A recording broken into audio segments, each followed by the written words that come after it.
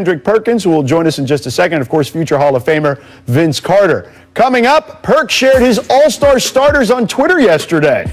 Vince is going to tell us if he buys what Kendrick is selling, with his all-star picks. But first, we begin today's show with my hometown Miami Heat, and it has not gone well for Eric Spoelstra's squad. Miami blew an 18-point lead last night to the Clippers, who didn't have Paul George and Kawhi.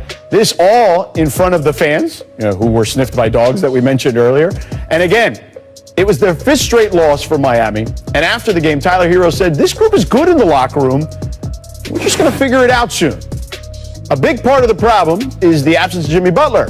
For 10 straight games, he's been out due to COVID-19 protocols. We saw a much slimmer version of Jimmy on the sidelines Wednesday night. His status is unclear for Saturday's game against the Kings. So the Heat currently rank near the bottom of the league in win percentage, offensive efficiency, three-point field goal percentage, and dead last in rebounds per game. So, Vince, I'll ask you, how worried should Heat fans be right now about their squad? I honestly think it's some concern. Obviously, their fearless leader in Jimmy Butler, not there, looking slimmer than ever. And it's about, first and foremost, it's about making sure that Jimmy is okay, he's safe, and he's able to get himself back into game shape and get back on the floor because, he brings a lot to the table for the Miami Heat.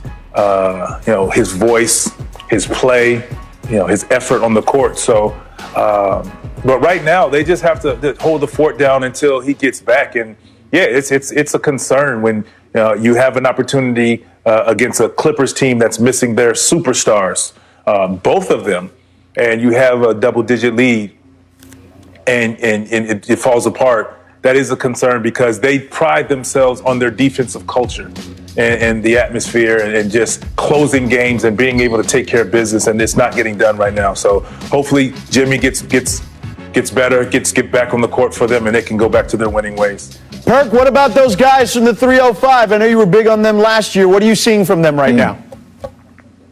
Well, unfortunately, George, the goons from Dade County has been affected by injuries and the COVID protocol, and it sucks. But here's the thing: the Heat are in trouble right now because the East is stronger. It's no more of this weak Eastern Conference. To me, the East is just as equal as the Western Conference, and you have a lot of teams right now like the Pacers, the Hawks, the Orlando Magic. The Cleveland Cavaliers that are getting better. Even the Knicks. So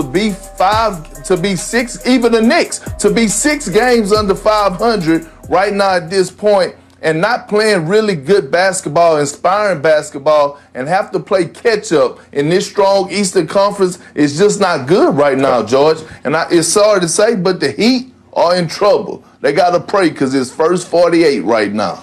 Yeah, I don't think there's any question about it, Perk, when you think about it. Look, the Jimmy situation is big. I don't think there's any doubt about it. I thought Vince nailed that. And look, I'm not going to act like I'm a doctor or I even know anything, but I do think that considering he's been out this long, it probably shows you how serious the COVID situation was within the Miami Heat organization. They have dealt with injuries. I think they've only played maybe half their games with at least 8 players. That's a big problem, right? Like when you're fielding a team with a bunch of G League guys, I don't care how good Eric Spoelstra is, I don't care how good Bam has been, and they've both been great thus far this season. That's a big problem to overcome. It's a challenge. I do think that we've seen this team, though, when their back is against the wall. If they can get right, I still feel like they can be one of those teams that can sneak in to the play-in situation or maybe even to that 8th or 7th spot in the East.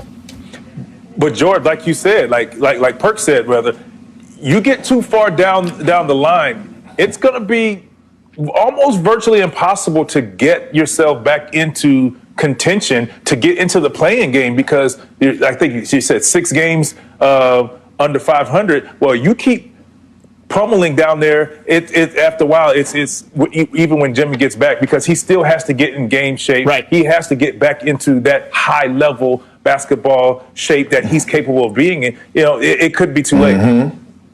All right, let's move on here. The NBA All-Star voting started earlier this week. Perk, you shared your All-Star starters for each conference on Twitter yesterday. Hashtag carry on.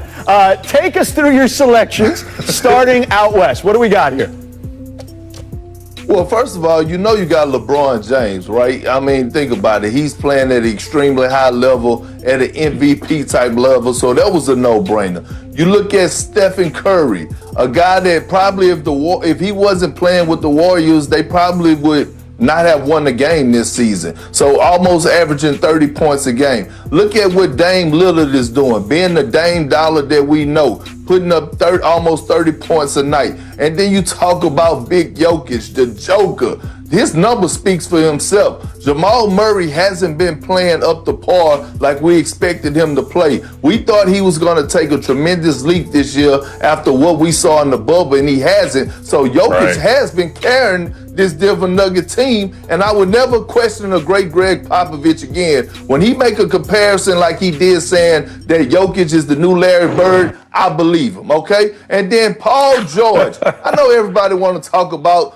Kawhi Leonard, and rightfully so, but Paul George is having one of the best seasons of his career. Yeah. He's shooting 50, 49, 50, 48 from the three and 90 from the line, to some ridiculous stat number like that. And he's playing some inspiring basketball. And guess what? He took a lot of heat in the bubble. He took a lot of heat this offseason. He said that people were going to pay on the All the Smoke podcast, and he's showing up. So not only is he talking the talk, but he's walking the walk. And that's how I selected my All-Star starters in the Western Conference. Do you and Vince got a problem with it, George? Okay, let's go with Vince first. Vince, what do you think about Perk's selections? I like the selection. There's only one person that is kind of question, if you would, and it's Paul George, and everything you say is 1,000% correct.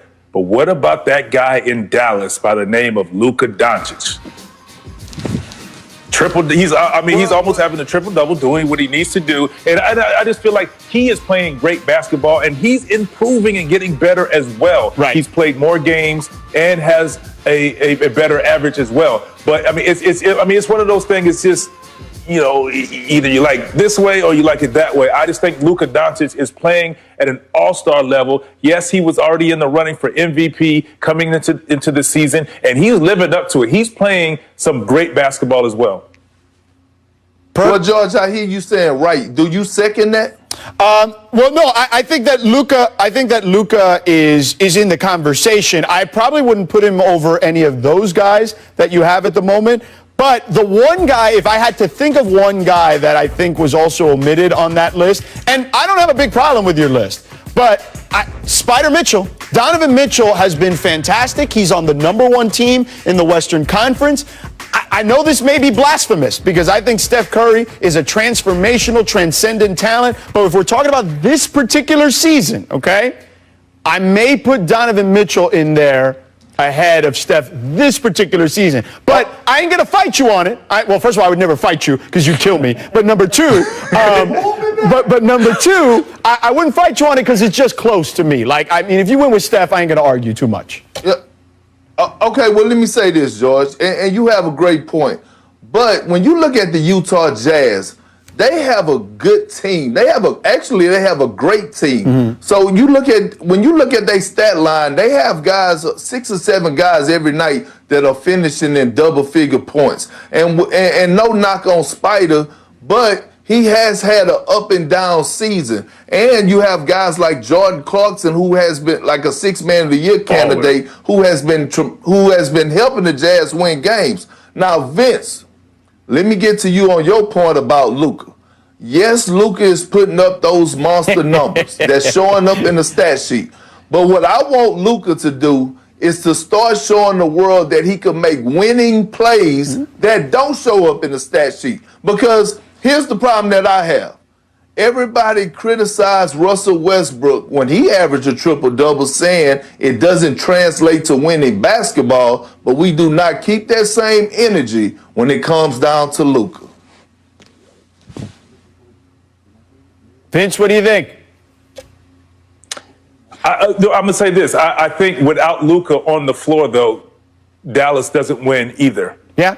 And that's one of the things, and that's why I felt like he's playing basketball. And I agree with you. If he continues the killer instinct and mentality, and to prove that he can lead their team, good things can happen. But like I say, you take him off, like you mentioned with Donovan Mitchell.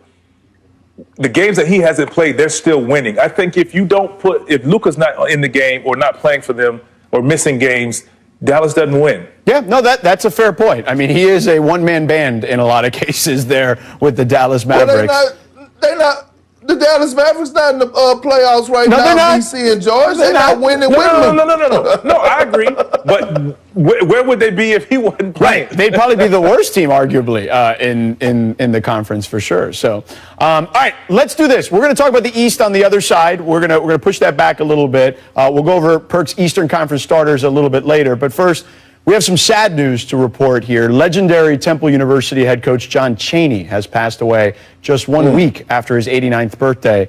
Chaney led the Owls to the NCAA tournament 17 times in his tenure with the team, including 5 appearances in the Elite Eight. As we look at some of Chaney's accomplishments, Vince, what's your reaction to hearing the passing of Coach Chaney? It's sad.